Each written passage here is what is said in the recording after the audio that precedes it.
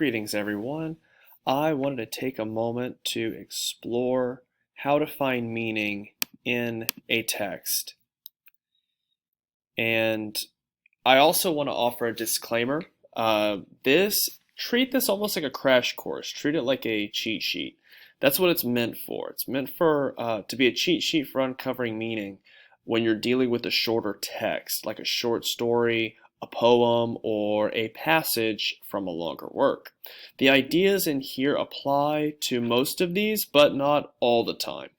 Think of the information contained as a last resort. When you're searching for meaning or complexity within a text, falls flat. So say that these are things that can be in your back pocket.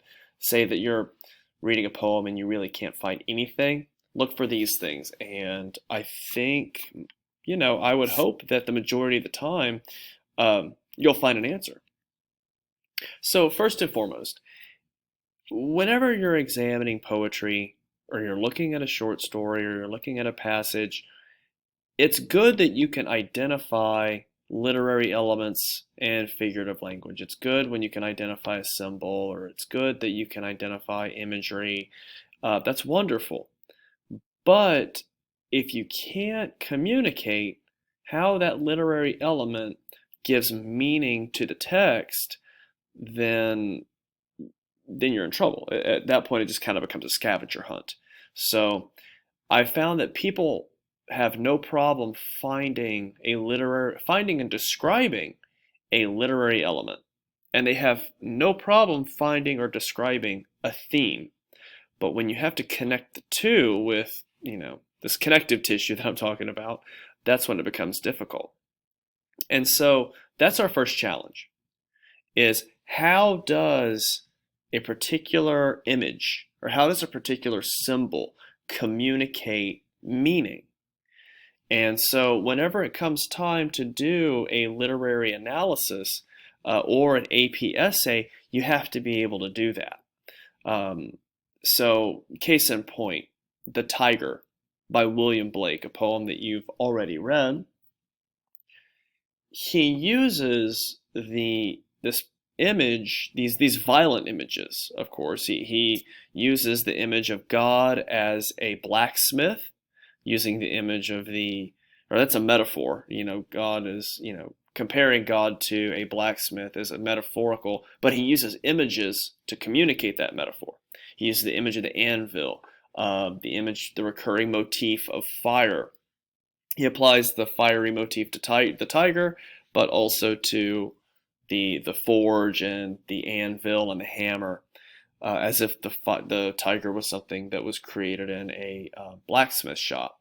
And in doing that, he sort of asks the question, how is it possible that the God that created something peaceful like the lamb, and lamb is capitalized in the poem, often thought to mean the Lamb of God or Jesus, how can a creator that creates something so innocent also create something that is meant to kill? And so as far as finding meaning, the meaning of that poem that the speaker is trying to communicate is this sense of perhaps confusion, this sense of questioning, this sense of curiosity, or maybe a sense of dread that he doesn't understand God like he thought he did. That his idea of God as a benevolent creator that most people think in terms of might not be as benevolent as he thought, or maybe as a human he is incapable of understanding the motives of a divine creator. So that's the deeper meaning, that man's place in the world, or rather, let me back up to say that man cannot truly understand the mind of the divine because, again, man is mortal. Man thinks in dualistic thinking, and this or that, black or white, up or down, and that maybe man's definition of what is considered good is somehow incomplete. So if we say that's the meaning, how does the literary elements we identified, the motif of fire and the metaphor of the blacksmith, communicate that? Well, the connective tissue that we could go for is to say that William Blake uses these the image of the tiger as a violent creature to communicate the idea that God, who has the power to create the innocent, must also have the power to create the violent, and therefore man's understanding of him uh, is either incomplete or man is incapable of truly understanding it. So I think that's what we want to get at. Whenever there's a literary element at play, you have to be able to connect it to some kind of deeper meaning for the poem or the piece or the short story. Our next idea, and I sort of explored it just a moment ago with talking about the poem, is that meaning lives in contrast. So for those who don't know, contrast is essentially the difference between two things. Red and blue contrast each other. White and black contrast. Trying to think of what else. City and forest contrast. So, positive and negative contrast. Even though they're opposites, when you have opposites or you have irony, the contrast is really big. But finding contrast in a work is kind of the secret, I think, to really unlocking meaning. More often than not, some form of contrast exists within a short work. Again, The Tiger by William Blake. We have the contrast of the tiger and the lamb. We have the contrast of a peaceful God and a violent God. And I'm trying to think of something else. In the short story you read, Who Will Greet You at Home, we have the contrast of rich and poor. We have the contrast of Mama being this older business owner and Ogechi being this young, poverty-stricken woman. You have the contrast of the beautiful woman and the porcelain baby and Ogechi's hair baby. So there's contrast all over the place in that story. And how does that contrast explore meaning? Well, that contrast shows the difference. If you're taking Who Will Greet You at Home as a commentary on poverty, that contrast is being used to illustrate the effects or the differences between people who are rich and those who are in poverty, as well as the differences in the things that they are able to own or able to provide, or even the way that they are treated by others and the way they treat other people. So use contrast. Look at that. When all else fails, look for contrast. Again, the contrast can be a contrast in images. It can be a contrast in tone. It can be a contrast in character behavior, character appearance. It doesn't matter. You'll find contrast somewhere, and that's where the meaning is. The author is going to be intentional in their use of literally everything in a story or a poem, and contrast is no different. So what does that contrast say about a character, or in a poem, the speaker? How does it communicate theme? These are things to think about.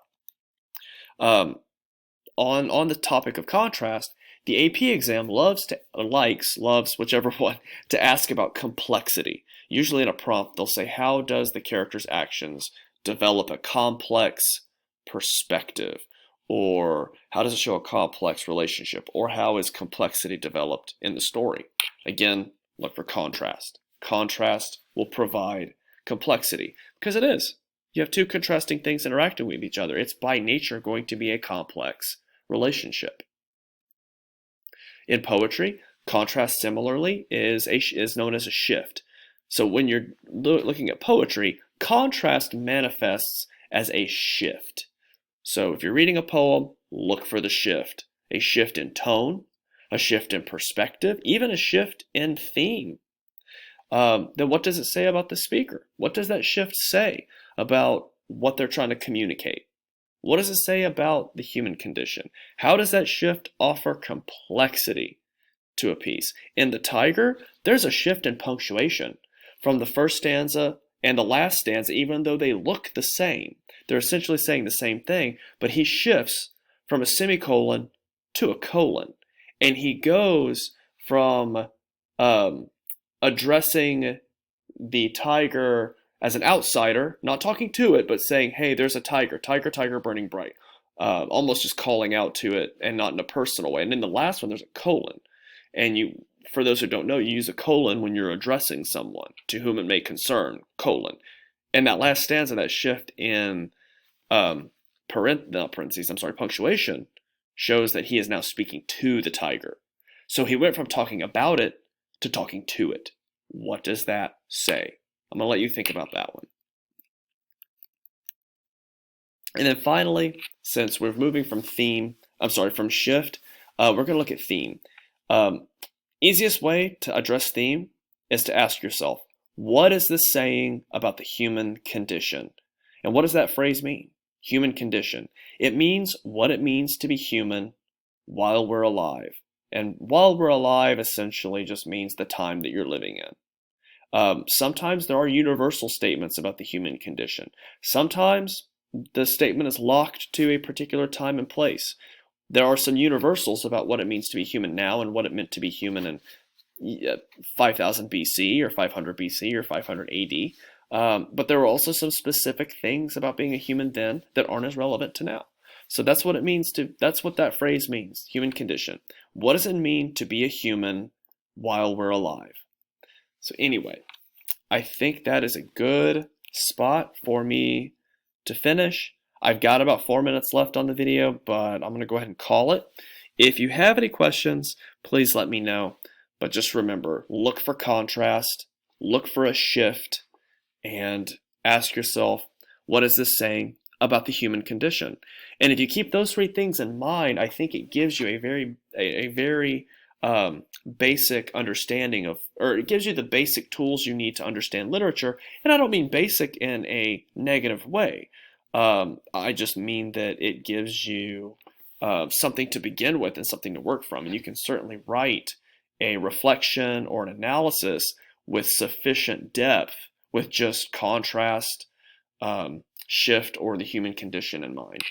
So again, message me with any questions. Hope you're doing well out there, and take care.